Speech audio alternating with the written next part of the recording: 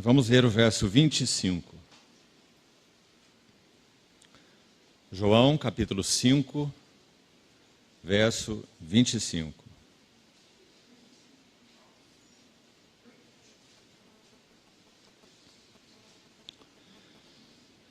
Em verdade vos digo, que vem a hora, e já chegou, em que os mortos ouvirão a voz do Filho de Deus, e os que a ouvirem viverão. Vamos à primeira epístola de Pedro, capítulo 1.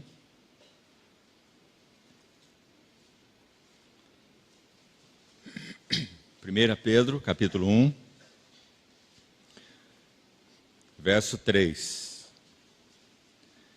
Bendito o Deus e Pai de nosso Senhor Jesus Cristo, que segundo a sua muita misericórdia, nos regenerou para uma viva esperança, mediante a ressurreição de Jesus Cristo dentre os mortos, para uma herança incorruptível, sem mácula, imarcessível, reservada nos céus para vós outros, que sois guardados pelo poder de Deus, mediante a fé, para salvação preparada para revelar-se no último tempo. E ainda um texto mais, na primeira epístola de Paulo aos Tessalonicenses, capítulo 4, a partir do verso 13.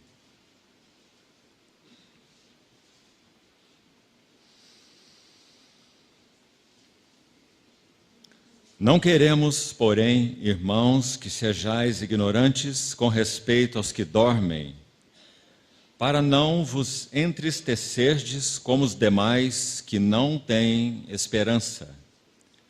Pois se cremos que Jesus morreu e ressuscitou, assim também Deus, mediante Jesus, trará juntamente em sua companhia os que dormem. Ora, ainda vos declaramos, por palavra do Senhor, isto: nós os vivos, os que ficarmos até a vinda do Senhor, de modo algum precederemos os que dormem. Porquanto o Senhor mesmo, dada a sua palavra de ordem, ouvida a voz do arcanjo e ressoada a trombeta de Deus, descerá dos céus, e os mortos em Cristo ressuscitarão primeiro. Depois nós, os vivos, os que ficarmos, seremos arrebatados juntamente com eles, entre nuvens, para o encontro do Senhor nos ares, e assim estaremos para sempre com o Senhor. Consolai-vos, pois, uns aos outros com estas palavras. Vamos orar. Amado Pai Celestial, somos tão agradecidos porque reservaste Tua palavra escrita, soprada pelo Teu Espírito Santo, e a temos em nossas mãos e em nossos corações. Colocamos Tua palavra lida nessa manhã diante de Ti e Te suplicamos iluminação espiritual. Teu Espírito Santo fale através da letra e atinja os nossos corações com Tua vida, com Teu ensino, e transforma-nos, te pedimos, pela ação de Tua palavra em nossos corações. Assim rogamos, confiando na habilitação do Senhor para falar e ouvir a Tua palavra. Oramos no nome precioso do Senhor Jesus. Amém. Meus amados irmãos, quando Deus formou o homem do pó da terra, Ele sopra nas suas narinas o fôlego de vida. A palavra hebraica ali, ruach, significa espírito, especificamente. Soprou nas suas narinas o espírito de vida, porque Deus é espírito. Então ele sopra nas narinas daquele homem formado do pó o espírito de vida. E o homem passa a ser alma vivente. Aí temos uma outra palavra, nefesh, que significa alma. São dois termos distintos.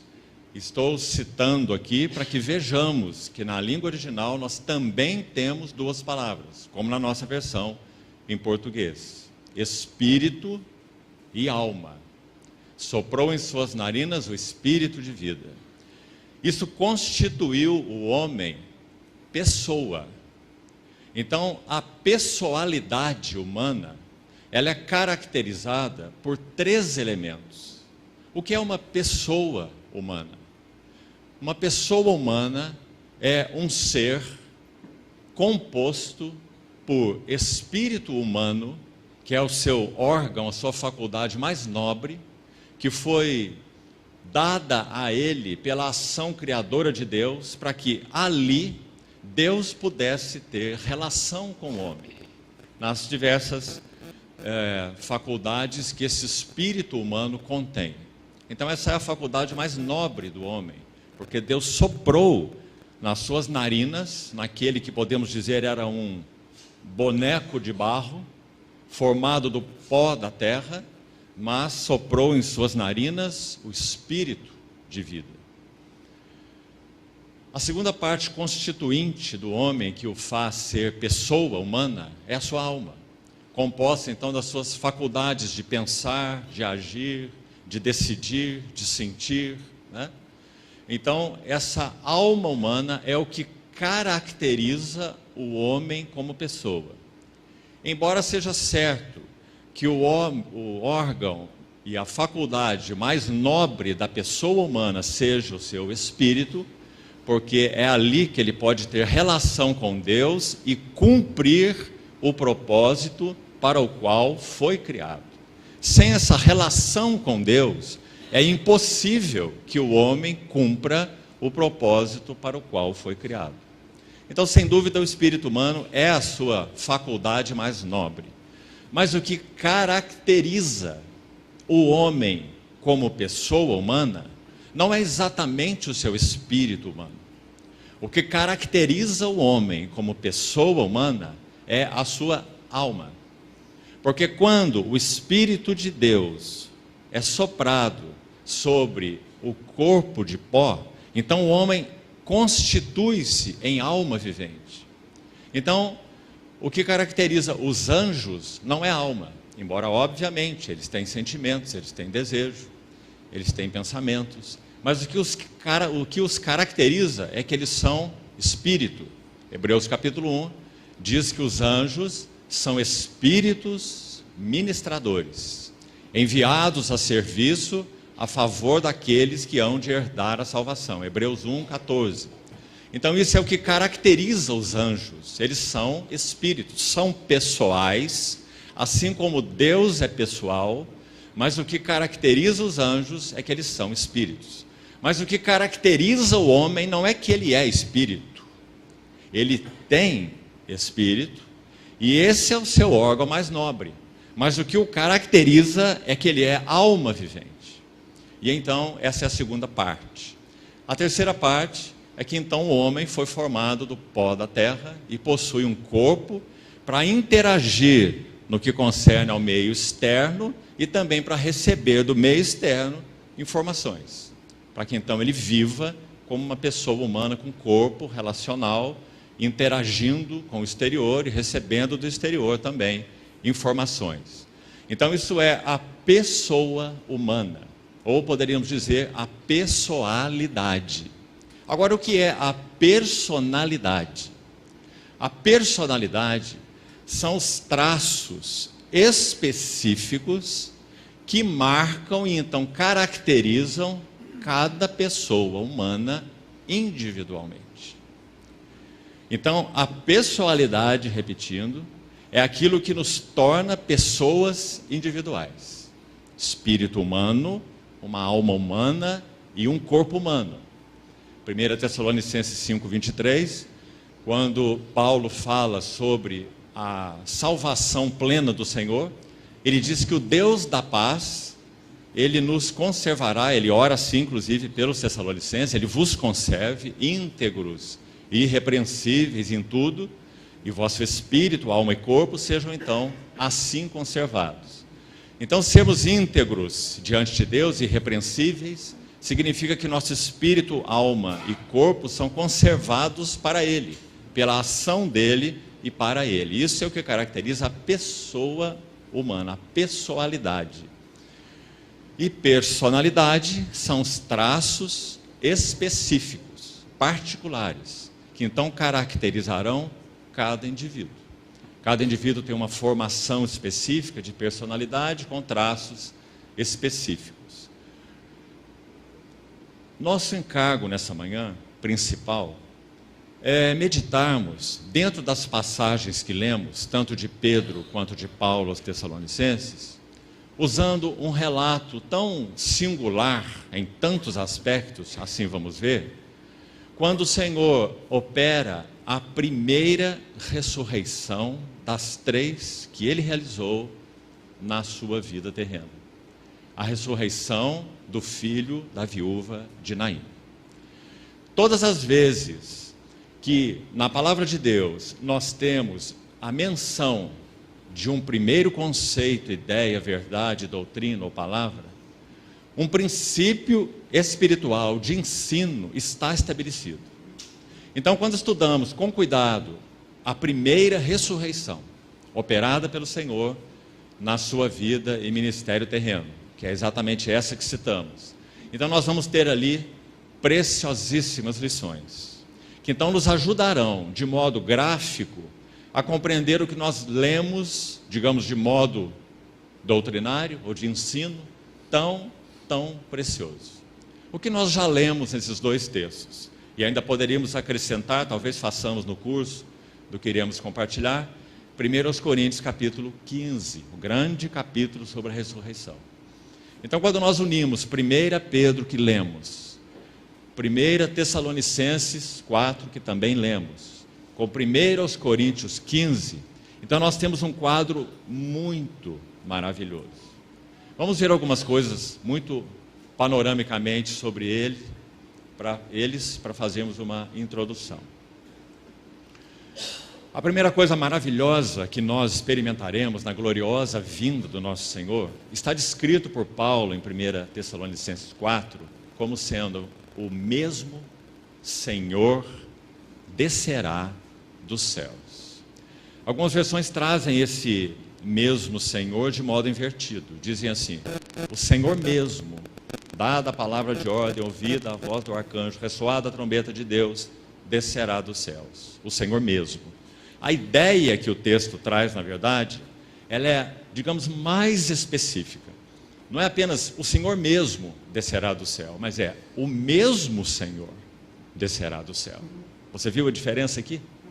Significa que aquele que jornadeou nessa terra, aquele que viveu aquela vida com aqueles traços de caráter santo, puro, em todas as suas motivações, em todos os seus pensamentos, aquele que Lucas descreve no capítulo 3 do seu Evangelho como o vaso no qual Deus se deleita plenamente. Antes de Jesus, havia para o homem, e isso vale para qualquer homem, qualquer figura que seja extraordinária do Velho Testamento, pense em Elias, pense em Daniel, pense em José, pense em Davi, em qualquer um. Os céus estavam fechados para eles. Sim, eles tinham relação com Deus. Davi é chamado de o mavioso cantor de Israel. Quanta poesia, quanta profundidade. Poesias proféticas, inclusive, se referindo ao Senhor. Mas o fato é que em todo o período do Velho Testamento, nós temos um céu fechado. Por quê? Porque embora o Senhor pudesse ter e teve relação particular com homens, sempre essa relação foi limitada. Por um motivo muito claro. O Espírito de Deus nos tempos da velha aliança, não era um espírito de habitação. Porque a redenção não havia sido ainda realizada. Então o Espírito Santo não podia habitar em vasos. Então quando você lê algumas linguagens e textos que parecem sugerir que o Espírito era de habitação, estude os textos com cuidado.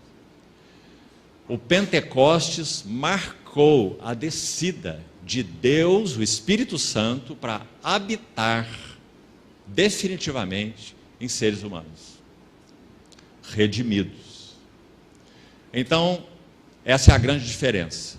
Mas quando aquele homem, Jesus, o filho de Maria, o carpinteiro de Nazaré, o Verbo encarnado de Deus, vive 30 anos aquela vida humana perfeita, pura, santa, e ele então entra no Jordão e é batizado, os céus não podem se conter.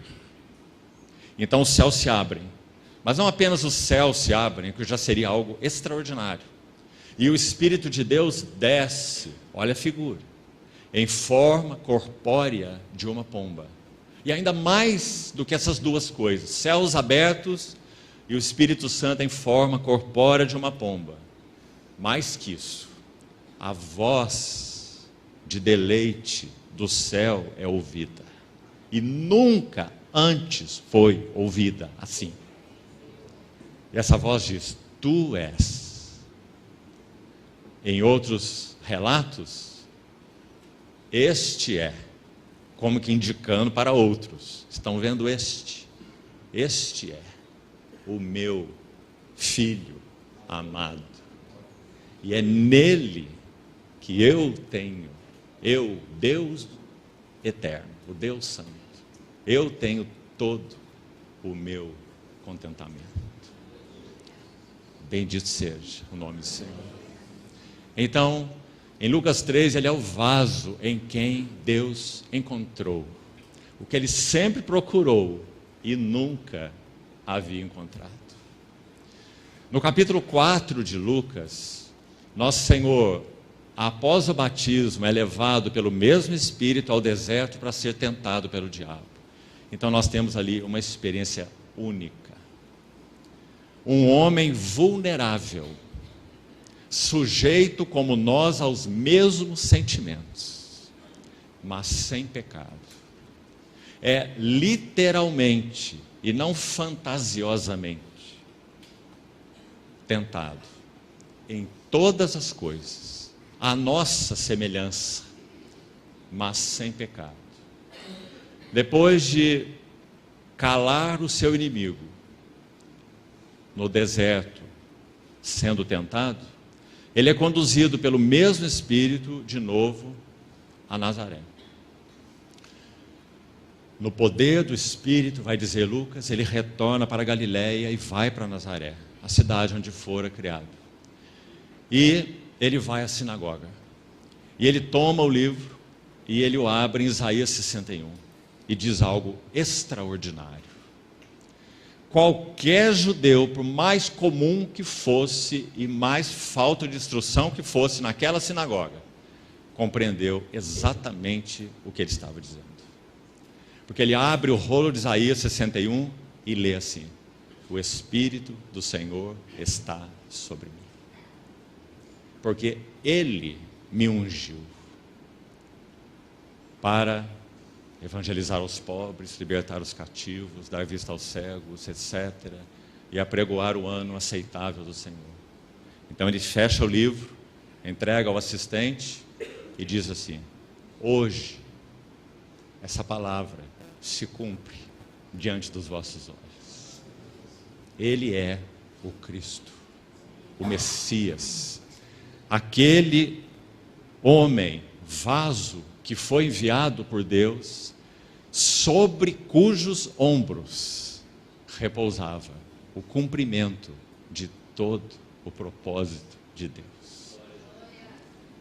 Propósito redentor, propósito santificador, propósito restaurador, E então, quando lemos os textos que lemos, o que vemos finalmente? Nós vemos que esse mesmo Senhor descerá dos céus.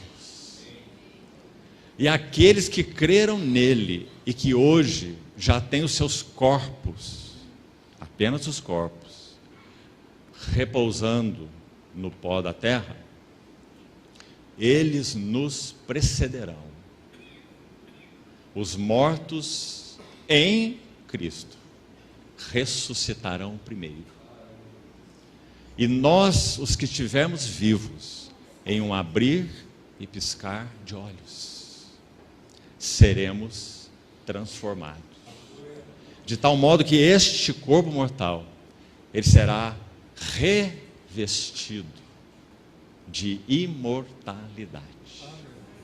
E esse corruptível será revestido de incorruptibilidade.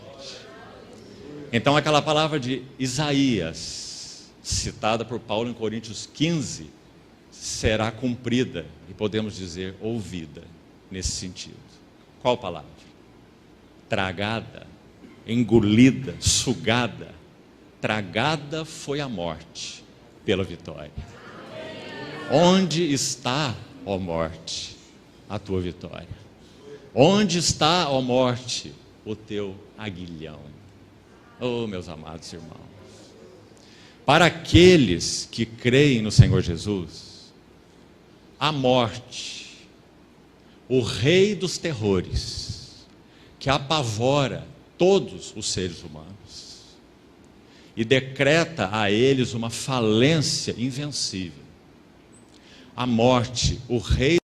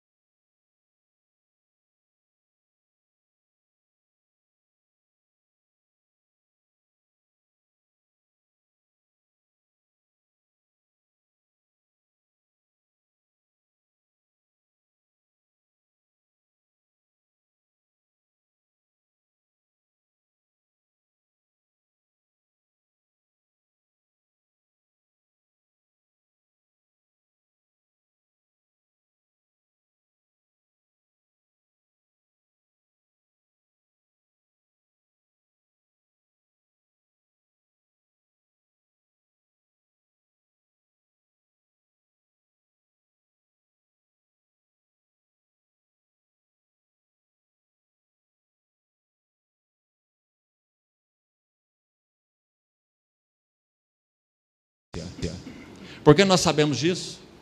Paulo e estar, não apenas lucro no sentido de que as fadigas passaram, mas lucro significa especificamente um avanço positivo com relação a um estado anterior. E é isso que o passar pela morte significa para aqueles que creem no Senhor. Mas, meus amados irmãos, quando nós estudamos, e vamos fazer isso agora, a primeira ressurreição, operada pelo Senhor no seu ministério terreno, Lucas capítulo 7, é para lá que nós vamos ver o que há de precioso ali, para que o Espírito Santo possa manter vivo nos nossos corações essas verdades. Quando Paulo conclui o texto que lemos aos Tessalonicenses, falando algo desse assunto, já que ele também aborda em outros textos, você se lembra o último verso que lemos? 1 Tessalonicenses 4, 18. Consolai-vos uns aos outros com essas palavras. Como nós precisamos delas, não é? Graças ao Senhor.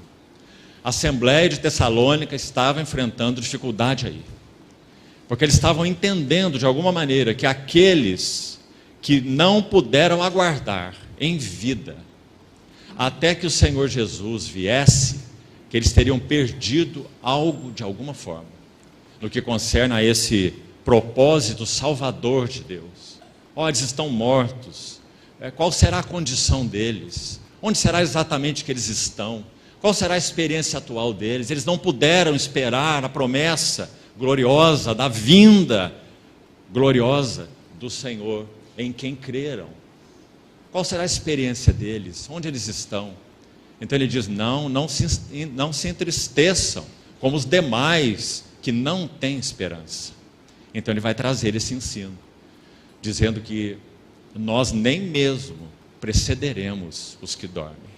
E em outras passagens, como já citamos, ele vai ensinar que os que dormiram em Cristo, é a palavra que ele usa para a morte na maioria dos textos, né? Dormiram, não apenas dormiram, mas dormiram em união com Cristo. Dormiram em Cristo. Então ele faz todo esse ensino maravilhoso que nós já lemos. E Pedro, na sua linguagem, ele vai dizer quase a mesma coisa de outra forma. Ele vai dizer que nós fomos, ou que somos, guardados hoje como cristãos, redimidos, que pertencem ao Senhor. Nós somos guardados pelo poder de Deus. Aquele que Judas, na sua pequenina epístola, ao final, ele vai dizer, aquele que é poderoso para vos guardar de tropeços e vos apresentar imaculados e irrepreensíveis diante da sua glória, na sua, claro, segunda vinda gloriosa. Então, a visão de Pedro é exatamente a mesma, colocada por outro ângulo e com outras palavras. Ele vai olhar para a herança celestial, viva esperança, ele chama, para uma herança incorruptível, veja a palavra que ele usa, a mesma de Paulo, imarcessível, que significa o quê? Que não pode murchar, que não fenece, uma herança imarcessível, que está reservada, não na terra, mas nos céus, para vós outros que sois guardados pelo poder de Deus, mediante a fé, para salvação, preparada para revelar-se, não agora, mas no último tempo. Então ele está falando do que Paulo chama em Romanos 8, de adoção de filhos, ou da plenitude dela, a redenção do nosso corpo. Romanos capítulo 8. Então essas são as palavras de Pedro. Agora vamos ao texto de Lucas capítulo 7, e vamos ver as preciosas lições que temos aqui nesse primeiro relato da ressurreição, de uma ressurreição operada pelo Senhor Jesus. Como nós já citamos em outra ocasião, nosso Senhor ressuscitou o filho da viúva de Naim, ressuscitou uma menininha de 12 anos, a filha de Jairo, com lindas palavras. Quando ele está caminhando para lá, chega naquela casa, ele vê aquelas pessoas ali chorando, e quando então ele irá agir, ele vê que havia incredulidade, então ele pede para todos saírem, e então ele opera algo maravilhoso ali, com umas palavras tão singulares. Marcos usa o aramaico talita cumi. Talita não significa apenas menina, é mais específico. Talita significa um pequeno carneirinho, ou uma cordeirinha. Então, quando nosso Senhor vê aquela cena, ele olha para aquela menina e diz, cordeirinha, levanta-te. Então aquela menina é trazida de novo à vida e é entregue aos seus pais. A mesma coisa nesse aspecto acontece aqui na ressurreição do filho da viúva de Naim. Vamos ler o texto, vamos então nos deter em 3 versos específicos aqui. Lucas capítulo 7.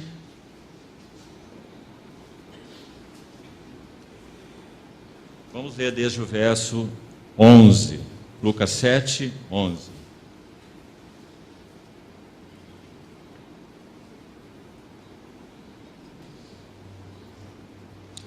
Em dia subsequente, dirigia-se Jesus a uma cidade chamada Naim. E iam com ele os seus discípulos e numerosa multidão. Segundo o relato anterior, Nosso Senhor estava, Lucas 7:1, em Cafarnaum. Cafarnaum é beira-mar. E Naim fica a mais ou menos 40 quilômetros de Cafarnaum, uma longa jornada, e acima do nível do mar. Verso 12. Como se aproximasse da porta da cidade, eis que saía o enterro do filho único de uma viúva, e grande multidão da cidade ia com ela. Vendo-a, o Senhor se compadeceu dela e lhe disse: não chores. Chegando-se, tocou o esquife e, parando os que o conduziam, disse: jovem, eu te mando, levanta-te. Sentou-se o que estivera morto e passou a falar. E Jesus o restituiu à sua mãe. Todos ficaram possuídos de temor e glorificavam a Deus, dizendo: grande profeta se levantou entre nós e Deus visitou o seu povo. Essa notícia a respeito dele divulgou-se por toda a Judéia e por toda a circunvizinhança. Primeira coisa de bastante interesse aqui: duas procissões estão se encontrando. E elas têm características muito peculiares. Digamos, a procissão que sobe, vindo de Cafarnaum a Naim, chegando próximo à porta da cidade, Jesus, com numerosa multidão. Nessa procissão está o Filho unigênito de Deus. Na procissão que desce, já que de Naim para o lugar do sepulcro, segundo a história, eles teriam que descer da cidade para o lugar do sepulcro, o cemitério. Então, na procissão que desce, nós temos o filho unigênito da viúva. Então, há um encontro aí, muito significativo. Filho unigênito de Deus, com o filho unigênito da viúva. Na procissão que sobe, nós temos o Filho do Deus vivo. Na procissão que desce, nós temos o filho da viúva morto. Na procissão que sobe, nós temos aquele que é a ressurreição e a vida. Na procissão que desce, nós temos uma viúva em plena desolação. Talvez esse termo seja o mais adequado para se aplicar a ela. Podemos dizer que ela, de alguma maneira, não tinha olhos para o Senhor. Talvez, muito provavelmente, ela nem sabia quem era o Senhor. Nosso Senhor está iniciando seu ministério. Nenhum morto foi ressuscitado. Ela mora a 40 quilômetros de Cafarnaum, onde Nosso Senhor iniciou seu ministério e realizou tantos sinais. Talvez ela tivesse ouvido alguma notícia, e lá vem uma procissão subindo, e ela nem sabe quem são aquelas pessoas. Ela nem tem olhos para eles. Ela tem olhos para aquele esquife, onde está o seu único filho. Um jovem. Não era uma viúva de 90 anos sepultando um filho de 70 anos. Era uma viúva sepultando o seu jovem, o seu garoto. Nele e naquele esquife estava toda a sua esperança, seu suporte, sem dúvida. Uma viúva, mãe de um único filho, seu suporte, sua alegria, sua esperança, seu prazer, tudo estava naquele caixão. Uma viúva desolada. Ela, sem dúvida, não tinha olhos para o Senhor, por todos esses motivos. Mas, meus irmãos, o nosso Senhor, sim, tinha olhos para ela. Então, a primeira característica maravilhosa demonstrada aí nesse texto está no verso 13. quando diz então assim, vendo-a. Você vê onde estão os olhos do Senhor? Uma multidão compadecida, solícita, que descia com essa viúva desolada para sepultar o seu único filho. E o Senhor, nessa procissão que sobe, vê essa multidão, mas ele tem olhos para uma pessoa. Vendo-a, o Senhor. Então nós temos a primeira característica maravilhosa desse mesmo Senhor que descerá dos céus, como já falamos. E a primeira característica é, ele se compadeceu dela. Meus irmãos, nesse mundo sem Deus, o que nós ouvimos falar quando ouvimos sobre Deus, em primeiro lugar, não se crê, não se entende que esse Deus é pessoal. É um poder, uma força impessoal. Essa é a primeira coisa. Mas se crê em um Deus pessoal, é um Deus que está tão distante, ocupado com tantas coisas, lá no seu trono, que ele não tem condições de participar de sentimentos, de coisas pequenas de cada indivíduo ou ser humano. Mas esse não é nem o Deus da Bíblia e, claro, nem o nosso Deus. O Senhor, vendo-a, se encheu de compaixão. E se você estudar os evangelhos com cuidado, você vai ver que essa palavra é reiteradamente repetida com relação ao ministério do Senhor Jesus. Quando ele está com aquela multidão que o segue já há 3 dias, ouvindo seus ensinos, e eles não têm o que comer, então o evangelista vai dizer que ele se compadeceu deles. Numa outra ocasião ele vê de novo essa multidão, e ele diz, o texto diz, ele se compadeceu dela, porque eram como ovelhas que não têm pastor. Nosso Senhor Jesus é cheio de compaixão.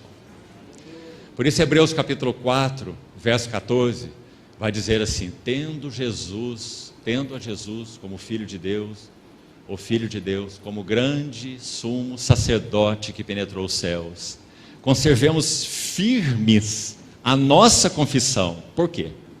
Porque não temos um sumo sacerdote que não possa se compadecer das nossas fraquezas, porque ele mesmo foi tentado em todas as coisas, nossa semelhança, mas sem pecado. Então acheguemo-nos. Aparece essa palavra 7 vezes no livro de Hebreus. É um chamado para aproximarmos-nos. Acheguemo-nos confiadamente junto ao trono da graça, para recebermos misericórdia. Foi o que essa viúva recebeu, e que cada um de nós recebe diante do mesmo trono. Recebermos misericórdia e acharmos, que palavra interessante, acharmos graça, porque é isso que todo ser vivente procura. Por isso o Verbo se fez carne, habitou entre nós, cheio de graça e de verdade, e essa é a sua glória. Então recebemos misericórdia e acharmos graça para socorro em ocasião oportuna.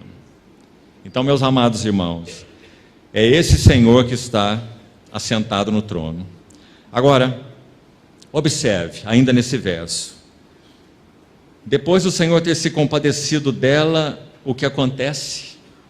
Ele lhe diz, não chores. Que linda expressão.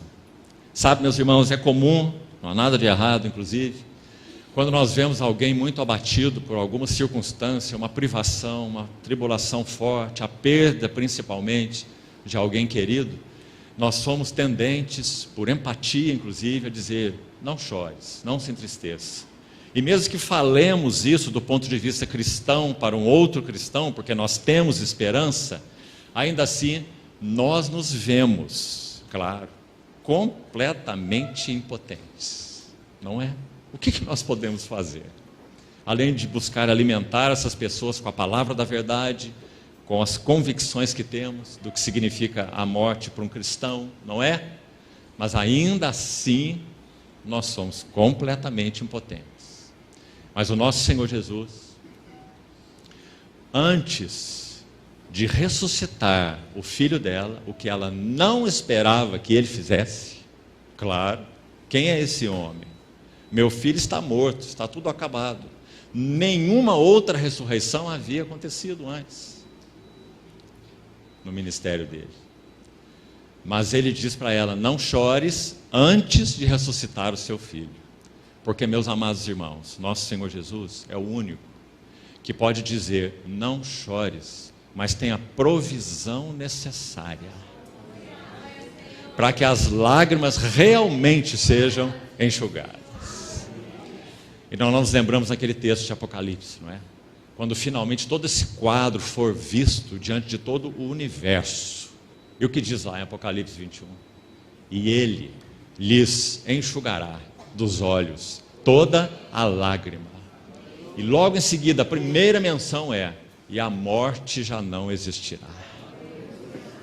E não haverá luto, nem pranto, e nem dor, porque as primeiras coisas já passaram. Então sim, ele é o único que pode dizer: não chores, fazendo uma plena provisão para que isso seja verdade. Então, meus irmãos, nós ainda não estamos na cena em que isso será verdade para todo o universo. Nós estamos apenas numa cena de 2000 anos atrás, quando o Verbo encarnado de Deus está diante da morte. É aí que nós estamos ainda. Mas ele tem a capacidade de dizer: não chores. Por quê? Vem a hora, e já chegou, em que os mortos ouvirão a voz do Filho de Deus. E os que a ouvirem, viverão. Bendito seja o Senhor. Então, a primeira coisa importante aí, é que o Senhor se compadeceu dela. Sabe, meus irmãos, o que muitas vezes nos impede de ter compaixão de outros é que nós somos auto-absorvidos, por muitos motivos. Auto-absorvidos pela nossa dor, auto-absorvidos porque somos focados em nós mesmos, auto-absorvidos porque sempre nos vemos como centro de tudo. E as pessoas ao redor de nós, de alguma maneira, seja para nos servir, ou para nos dar prazer, ou para nos realizar, egocentrados. Mas assim não era o nosso Senhor Jesus. Ele é aquele que andou em trevas sem luz nenhuma, num mundo decaído, desolado. Então, quando ele olha para essa viúva, ele é o vaso santo de Deus que não é absorvido por si mesmo, mas cheio de compaixão e absorvido pela miséria do homem para o qual ele foi enviado. O Filho do Homem veio buscar o que estava perdido. Então, qual foi a motivação para o Senhor Jesus realizar esse milagre? Pense, irmão, não foi dar uma demonstração do seu poder como sendo aquele que é a ressurreição e a vida. Você vê isso aí no texto? A motivação do Senhor está descrita aí: compaixão. Vendo a desolação dessa viúva, ele se compadeceu. E então, por causa da sua compaixão por ela, por essa pessoa, ele realiza algo. Não é para dar demonstrações de seu poder. Então, isso é muito importante. Mais uma coisa ainda. Há um texto que aqui eu gostaria que você abrisse, por favor. Veja aqui, registro maravilhoso de Isaías nesse sentido, da compaixão do nosso bendito Senhor, Deus no trono. Isaías capítulo 63, diz assim no verso 9, e também leiamos o 8 para melhor compreensão. Isaías 63, 8. Porque ele dizia: certamente eles são meu povo, filhos que não mentirão, e se lhes tornou Salvador. E em toda a angústia deles, foi ele angustiado. Meus irmãos, penso que talvez, particularmente para alguns de nós, e de modo geral para todos nós, esse verso precisa ser registrado nos nossos corações. Nós não cremos e nem adoramos um Deus impassível.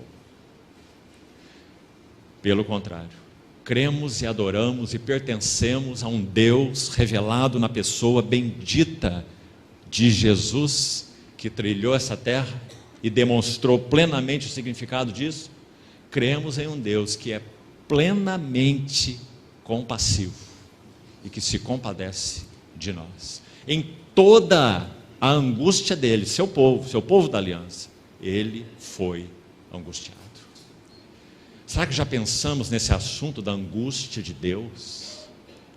Porque muitas vezes nós cristãos sabemos que esse glorioso Jesus, o nosso Salvador, que está no trono, e é ali Senhor dos senhores e Rei dos reis, ele está naquela condição impávida, não é?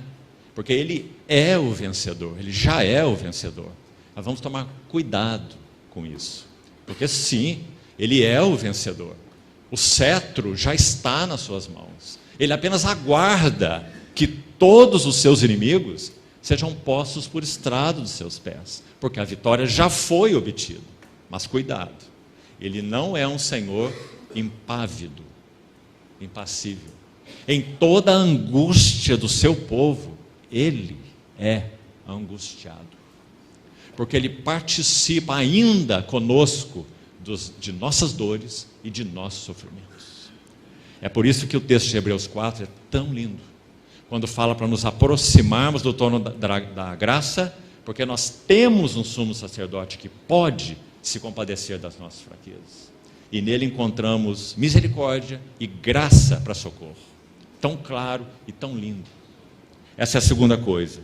A terceira ainda, nesse versículo 13. Quando o Senhor diz a ela, não chores, como falamos, foi antes de ressuscitar o seu filho.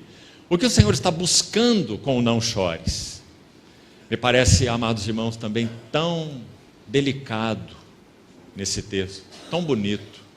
Nosso Senhor está buscando atrair a atenção daquela mulher que só sabia olhar dessa maneira para um esquife, para um filho amado, seu jovem, o seu menino único, de uma mulher que não tem mais ninguém, viúva. Ela só sabia olhar para aquele lugar, seu amado, sua esperança, sua alegria, sua vida.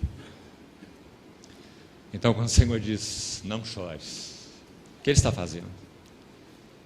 Ele está chamando, atraindo a atenção da viúva para fazer um movimento em direção a Ele.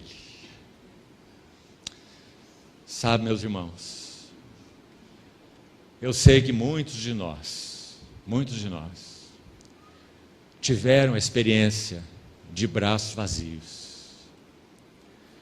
Eu sei que muitas mamães tiveram que sepultar os seus filhinhos. Mas será que o nosso Senhor, quando diz não chores, Ele realmente tem algo mais para nós no que concerne ao futuro? Então, quando Ele diz a ela, não chores, Ele demonstra uma compaixão potente. O máximo que nós podemos fazer é demonstrar uma compaixão impotente, porque aquele que pode fazer, ainda o fará naquele dia.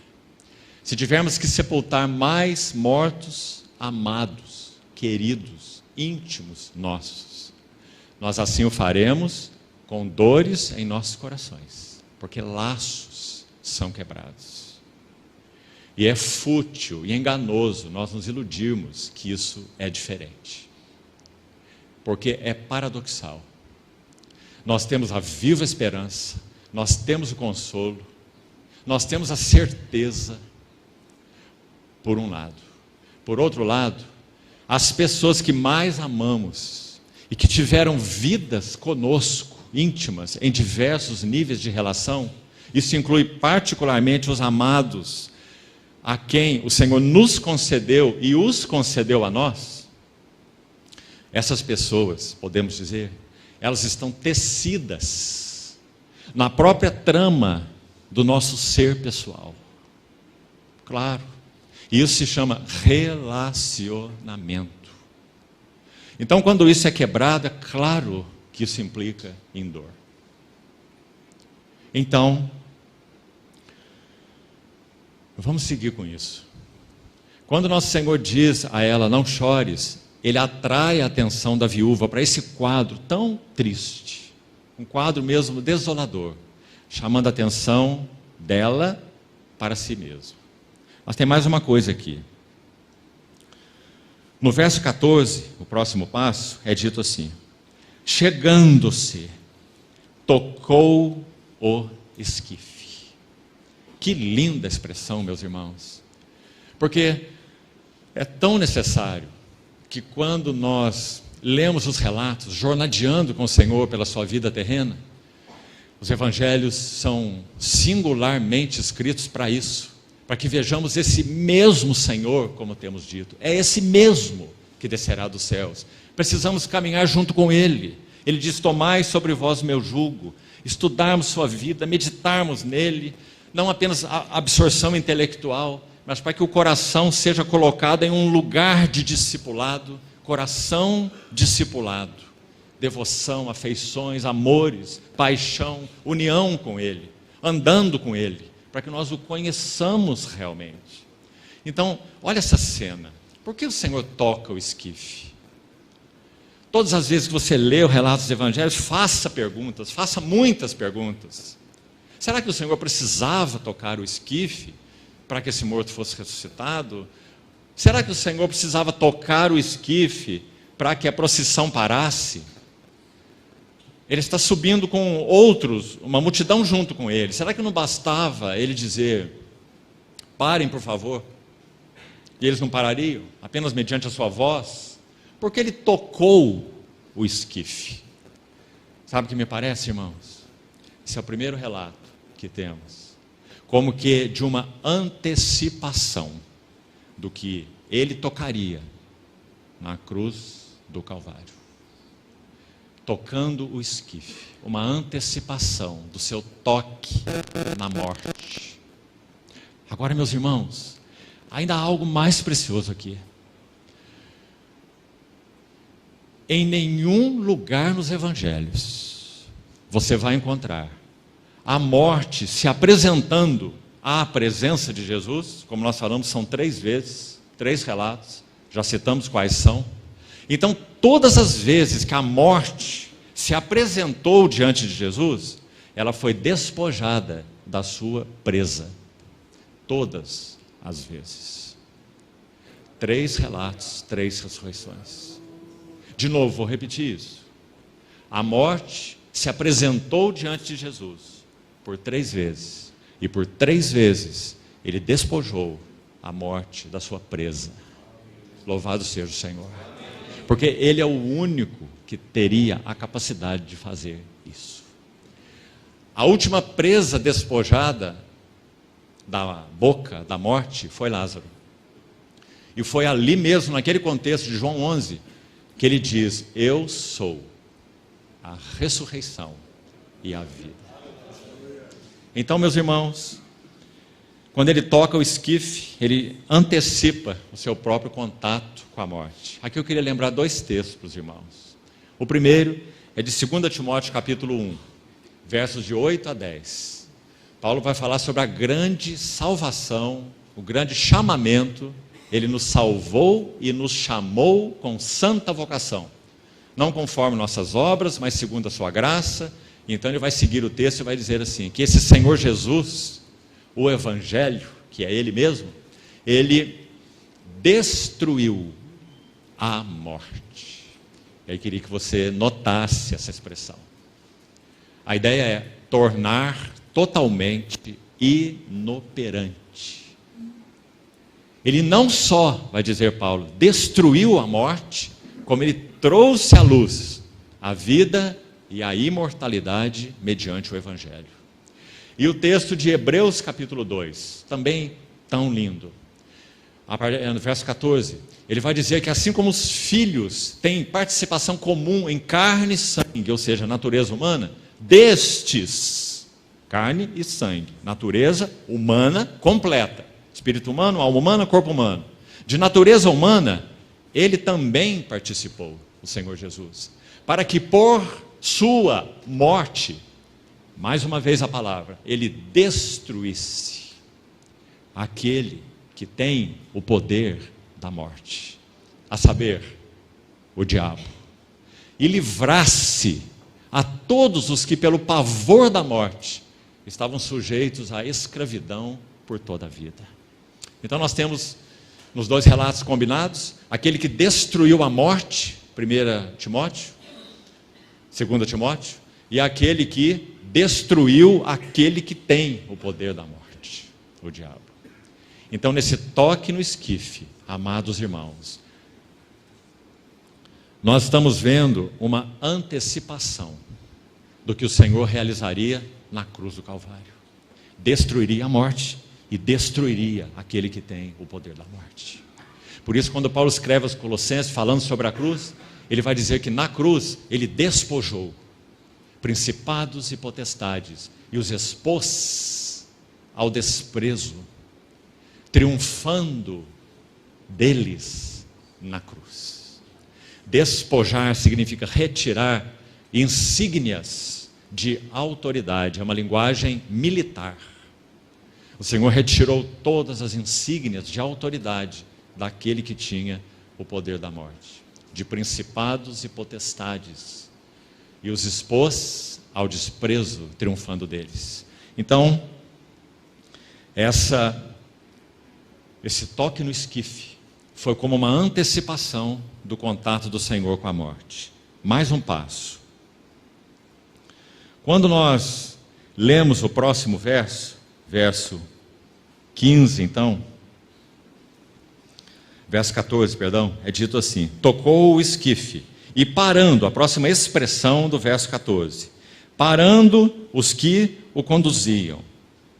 Esse parando, literal, simples, né? Registrando um evento histórico, parece também uma palavrazinha tão especial quando pensamos no sentido da vitória do Senhor sobre a morte. Quem é o nosso Senhor Jesus? Ele é aquele que toca o esquife, e então ele paralisa a marcha da morte. Isso é o que ele é, e é isso que ele fez. A marcha da morte foi paralisada na cruz do Calvário.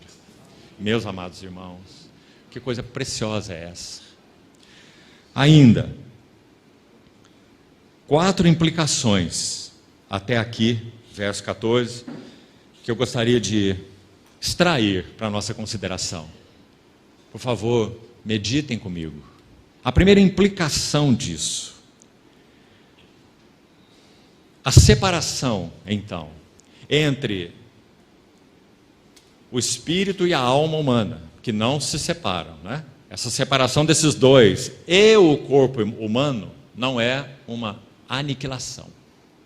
Isso é importante, irmãos, porque houve aí ensinos do passado que diziam que quando uma pessoa morre, seja ela cristã ou não cristã, especificamente o não cristão, o seu corpo é aniquilado. E dentro de parte do ensino para os não cristãos, o ensino para os não cristãos era: quando um não cristão morre, a pessoa dele é aniquilada. Ele some, ele deixa de existir, ele desaparece. Mas realmente esse aniquilacionismo não é um ensino bíblico, é uma heresia. Tanto para os que não pertencem ao Senhor, quanto os que pertencem ao Senhor, essa união de espírito e alma é inquebrável, primeira coisa que já falamos, mas também é eterna. O ser humano teve um princípio, porque ele é ser criado, mas ele não terá fim. A personalidade humana, a pessoa humana é inextinguível. Isso vale para o ímpio e vale para o cristão. Essa é a primeira coisa importante. Então, aniquilacionismo não é um ensino bíblico. Isso torna o assunto, irmãos, da nossa salvação e também torna o assunto da nossa missão nesse mundo ainda mais grave. Porque nós temos uma missão para com pecadores, que são eternos quanto à sua existência. Segunda coisa muito importante, e me parece também tão linda, irmãos, a consciência que Deus plantou no espírito humano não é uma função do cérebro, é uma função do espírito. Por que nós estamos dizendo isso? Porque em qualquer, terceira implicação por consequência, em qualquer região, pensemos assim, já que o Senhor não havia ainda derrotado a morte na cruz, nós estamos aí antes da cruz, nesse relato, certo?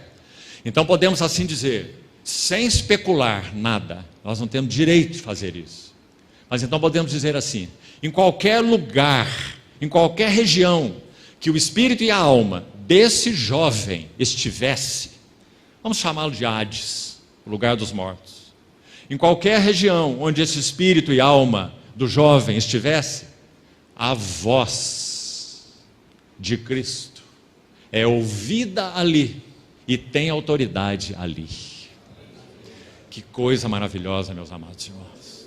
Porque quando o nosso Senhor Jesus retornar, até mesmo os corpos daqueles que dormiram nele ressuscitarão.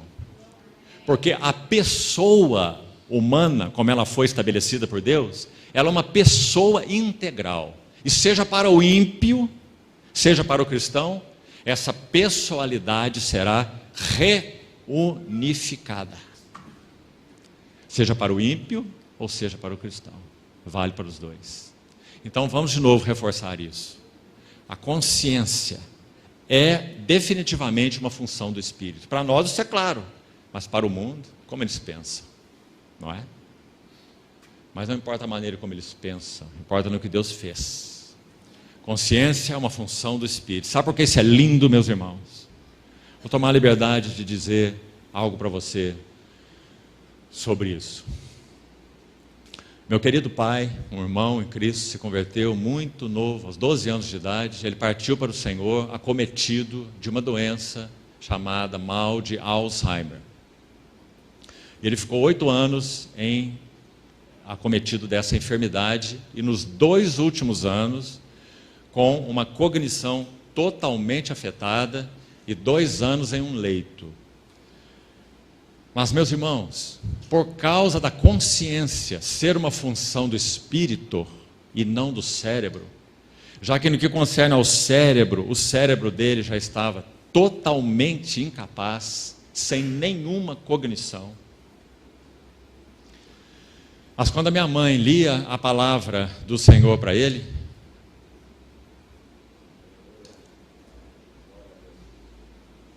as lágrimas escorriam de seus olhos. Porque consciência é uma função do Espírito.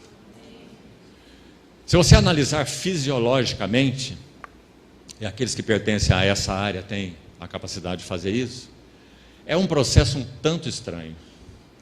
Porque se o ouvido não tem capacidade de ouvir o som e de então assimilar e de fazer a leitura desse som, dessas palavras como algo inteligível e assimilável pela cognição, então como a pessoa pode ouvir algo e sentir algo se ela tem uma cognição completamente afetada? Não é assim? Mas sabe, irmãos, onde está o mistério? É que não é um jornal que está sendo lido para essa pessoa e nem uma historinha, mas é a palavra do Deus vivo.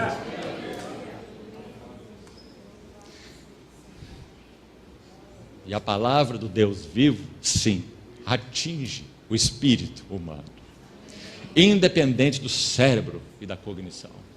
Ora, irmãos, o cérebro desse jovem estava no esquife, morto. Mas a consciência desse jovem estava em uma região onde a voz do Senhor é ouvida. E não só isso, a voz do Senhor é ouvida e tem autoridade. Por isso ele diz, jovem. E esse jovem ouviu a ele.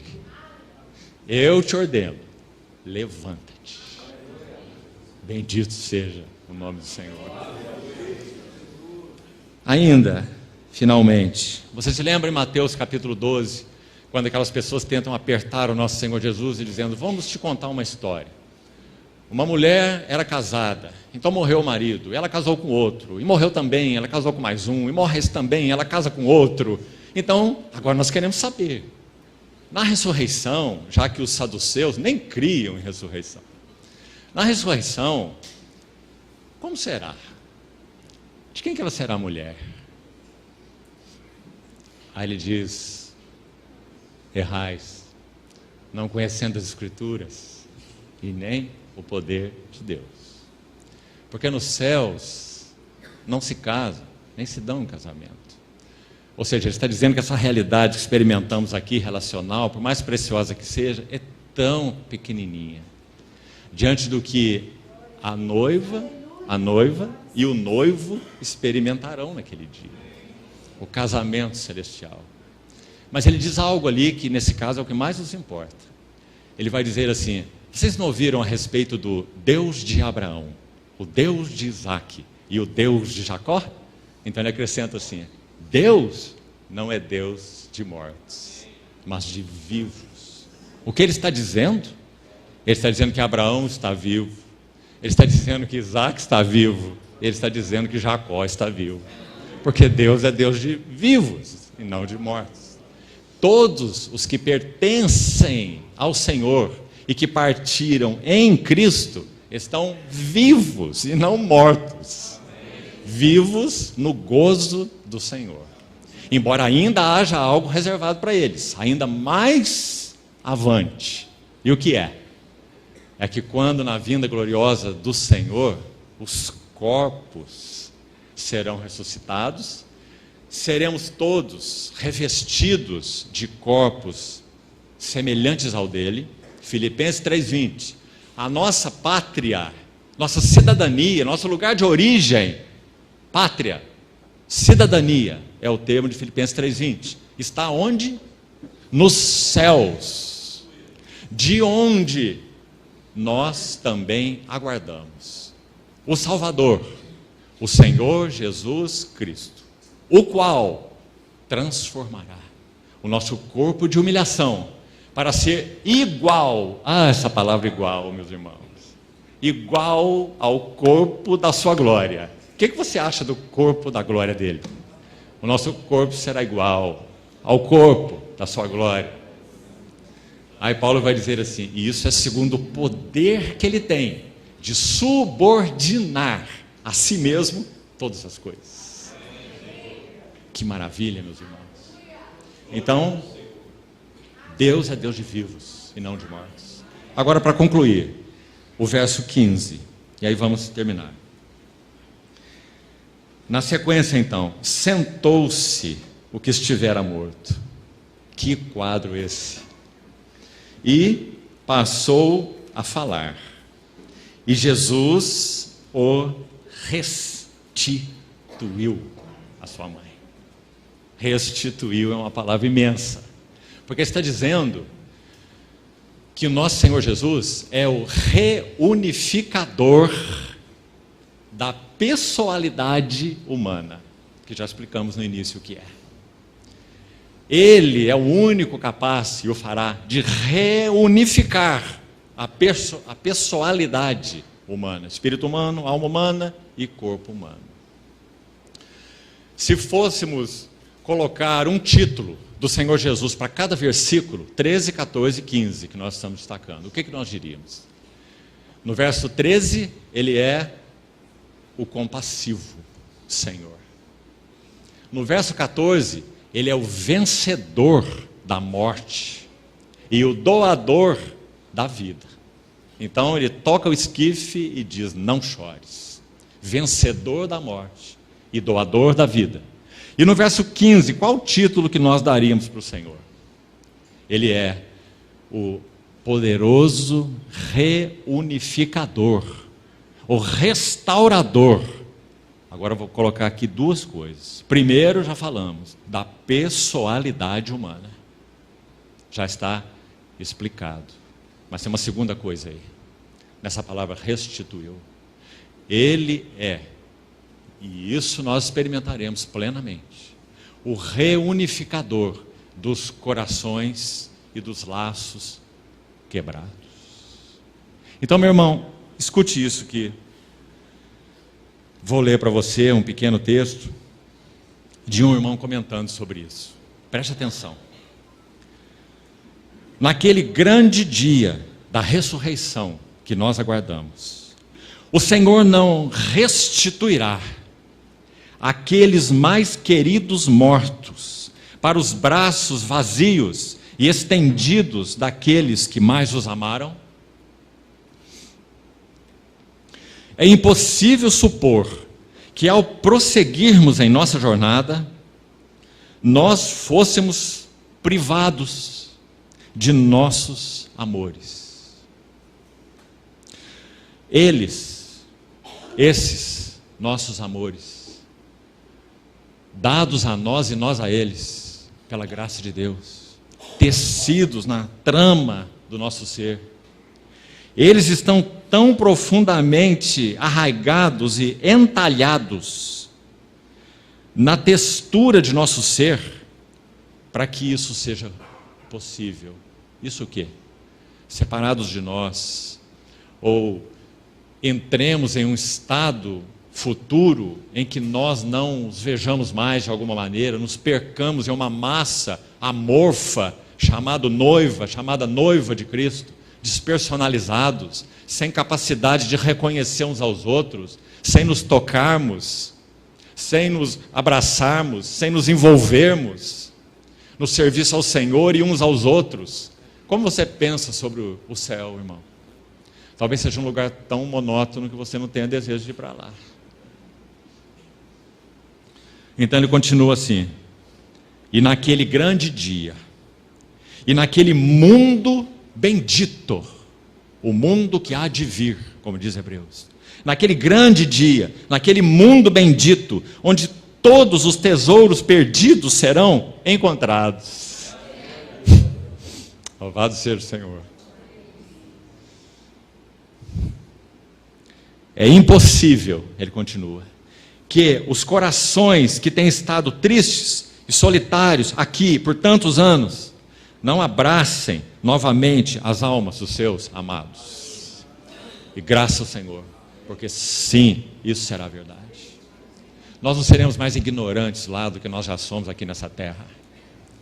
Nós iremos sim reconhecer uns aos outros, nós saberemos muito bem quem são os santos de Deus, inclusive os do Velho Testamento.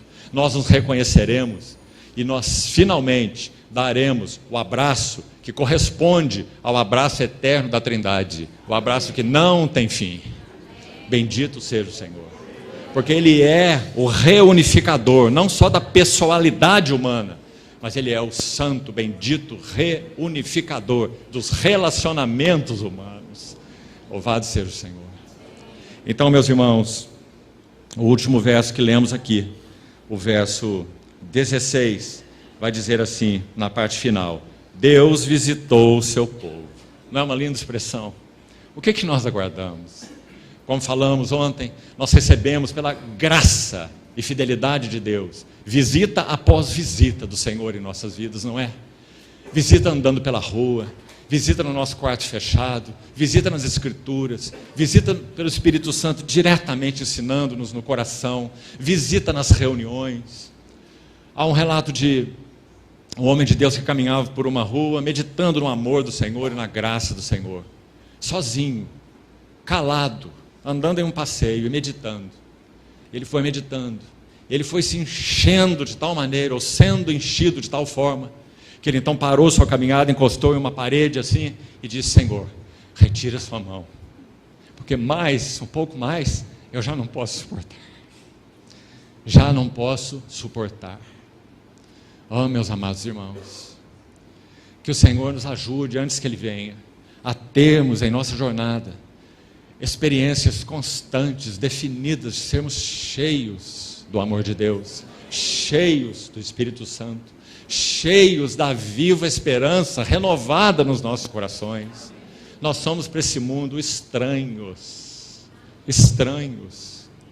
Nós somos para este mundo estranhos e somos neste mundo peregrinos.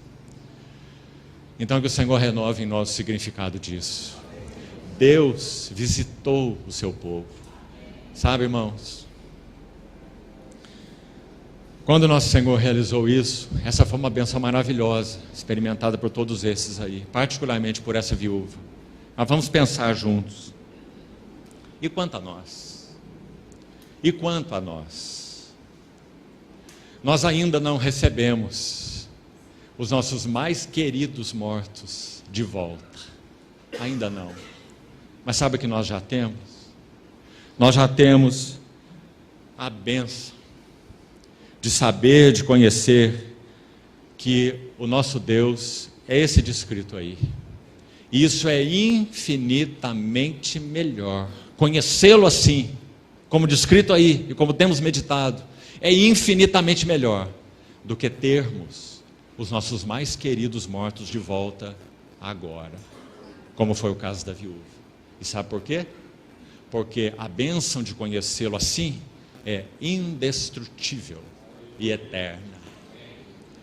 E chegará o dia, e breve vem, em que nós então conheceremos o que esse maravilhoso Senhor realizou, quando Ele vence a morte, alienação, separação na cruz do Calvário. Ele nos garante que nós teremos sim uma história magnífica junto com Ele e juntos uns dos outros. Os seus servos o servirão, contemplarão a sua face, e nas suas frontes, identificação, estará escrito o nome dele, porque seremos semelhantes a ele, porque haveremos de vê-lo como ele é. E quanto à nossa história e jornada aqui, a si mesmo se purifica todo que nele tem essa esperança, assim como ele é puro. Meus irmãos, graças ao Senhor, porque estamos vivendo a última hora. O mesmo Senhor, esse do registro da ressurreição do filho, da viúva, de Naim, descerá dos céus. Louvado seja o seu nome. Vamos orar.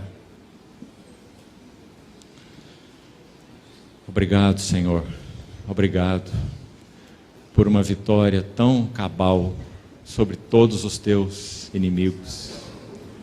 Obrigado, Senhor, porque nós te pertencemos de modo tão integral, tão íntimo, de modo que nada poderá nos separar do teu amor.